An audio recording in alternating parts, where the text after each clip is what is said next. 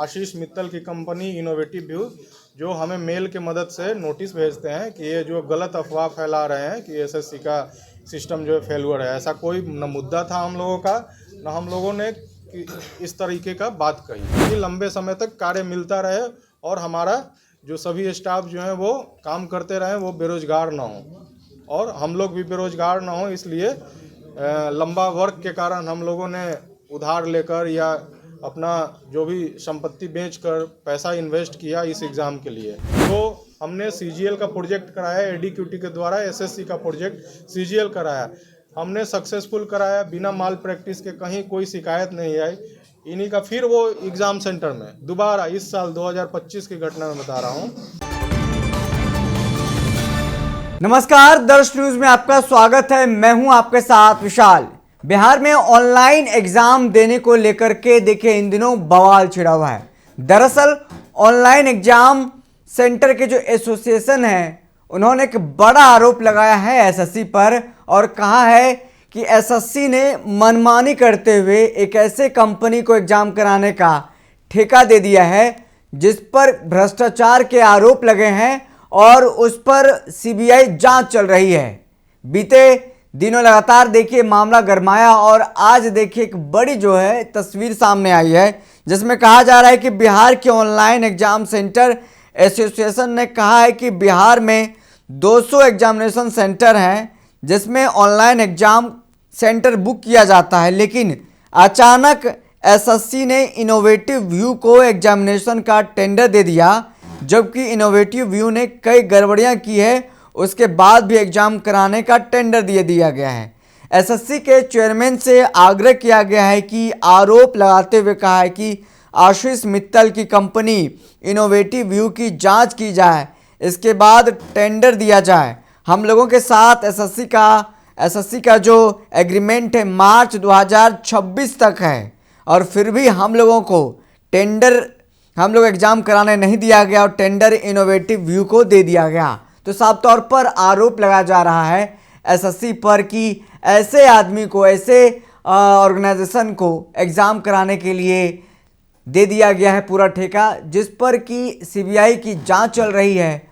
फर्जीवाड़ा कंपनी है और उन्होंने कई राज्यों में फर्जीवाड़ा भी किया है जिसका नाम इनोवेटिव व्यू है। क्या कुछ कहते नजर आ रहे हैं वो भी सुनिए। एक प्रतिक्रिया हुई है, उसके बाद ही हम लोगों ने निर्णय लिया है कि फिर एक बार बैठा जाए और प्रेस वार्ता किया जाए। आज बैठने के पीछे अहम मुद्दा है आशीष मित्तल की कंपनी इनोवेटिव व्यू, जो हमें मेल के मदद से नोटिस भेजते हैं कि ये जो गलत अफवाह फैला रहे हैं कि एसएससी का सिस्टम जो है फेलुअर है। ऐसा कोई न मुद्दा था हम लोगों का, न हम लोगों ने इस तरीके का बात कही। हमारा जो मुद्दा था वो बेरोजगारी पे था। जो हमारे यहाँ जो 5000 एम्प्लॉय काम करते हैं वो बेरोजगार हो जाएंगे। अचानक से एग्ज़ाम मूव कराने के बाद हमारे यहाँ जो 5000 के एम्प्लॉय वो बेरोजगार हो जाएंगे। आज तक जब व्यवस्था एडीक्यूटी के पास नहीं थी तो हमारे यहाँ एग्ज़ाम करा रही थी। जैसे ही बिहार सरकार के तरफ से इनोवेटिव व्यू को, आशीष मित्तल की कंपनी को एनओसी मिलती है तो आदर्श परीक्षा केंद्र तथा बापू परीक्षा केंद्र में हमारे यहाँ का सभी एग्ज़ाम मूव कर दिया जाता है और हमें बेरोजगार कर दिया जाता है। दूसरा अहम मुद्दा है कि जब हमारे यहाँ एग्ज़ाम कराना ही नहीं था लंबे समय तक, तो ये 30 लाख 35 लाख रुपए एसएससी पैरामीटर के तहत खर्च क्यों करवाया गया। हमें एडीक्यूटी तथा बेंसिस्को सेंटर बुक जो करते हैं उनसे भी क्वेश्चन है कि जब लंबा वर्क नहीं देना था तो इतना कम रेट में हमसे काम क्यों करवाया। 115 रुपये में हम लोग मिनिमम रेट में काम किए क्योंकि लंबे समय तक कार्य मिलता रहे और हमारा जो सभी स्टाफ जो हैं वो काम करते रहें, वो बेरोजगार ना हो और हम लोग भी बेरोजगार ना हो। इसलिए लंबा वर्क के कारण हम लोगों ने उधार लेकर या अपना जो भी संपत्ति बेचकर पैसा इन्वेस्ट किया इस एग्ज़ाम के लिए और अचानक से हमारे यहाँ से मूव कर लिया गया। हम लोगों का एग्रीमेंट जुलाई 2025 से लेकर 31 मार्च 2026 तक का था। इस समय तक भी ये लोग एग्ज़ाम नहीं करा पाए। आगे कमिटमेंट था कि आगे भी कंटिन्यू रखेंगे। यही है कि हमारे यहाँ जैसे एग्ज़ाम चल रहा था उसी तरीके से एग्ज़ाम चलने दिया जाए, कम से कम उतना दिन तक चलने दिया जाए जितना दिन का एग्रीमेंट है। दूसरा सबसे बड़ी सवाल है ये जो हमें नोटिस कर रहे हैं और जिन्हें सबसे ज़्यादा तकलीफ हुई है हमारे प्रेस वार्ता से, इनोवेटिव व्यू के एक हैं सीनियर मैनेजर हैं, वो हमें मेल करते हैं कि गलत तरीके से आप हम पे आरोप लगा रहे हैं और हमारी कंपनी पे आरोप लगा रहे हैं। तो हमें ये कहना है उनसे कि जिस तरीके से आप हमें नोटिस कर रहे हैं उसी तरह से एक बार अपनी कंपनी की भी जांच कर लें। झारखंड में 2 साल के लिए 2025 में ब्लैकलिस्ट हुए हैं ये दंत चिकित्सा प्रोजेक्ट में। उसके बाद ये तमिलनाडु में भी ब्लैकलिस्ट हुए हैं 5 साल के लिए, दीवार किए गए हैं, टेक्निकल रिजेक्टेड है वहाँ से। फिर भी इनको कार्य मिल रहा है, इनोवेटिव व्यू को कार्य मिल रहा है। वो 5 साल के लिए तमिलनाडु में भी ये दीवार हुए हैं।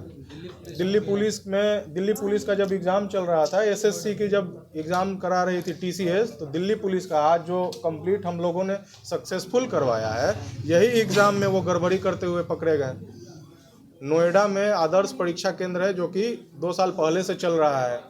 आज यहाँ पे बिहार में आदर्श परीक्षा केंद्र बना, कंप्लीट हुआ, एग्ज़ाम लेना शुरू किए 2025 से। वहाँ ऑलरेडी 2 साल पहले से चल रहा है।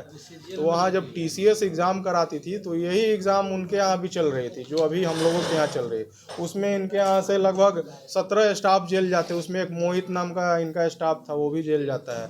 जो वहाँ टीसीए था, मतलब एडमिनिस्ट्रेटर में मेन हेड थे, वो वहाँ से जेल जाते हैं। उनके सहायक भी जेल जाते हैं। उसके बाद जो प्रोजेक्ट हम लोग करा रहे हैं, जो हमने सीजीएल का प्रोजेक्ट कराया, एडीक्यूटी के द्वारा एसएससी का प्रोजेक्ट सीजीएल कराया, हमने सक्सेसफुल कराया, बिना माल प्रैक्टिस के, कहीं कोई शिकायत नहीं आई।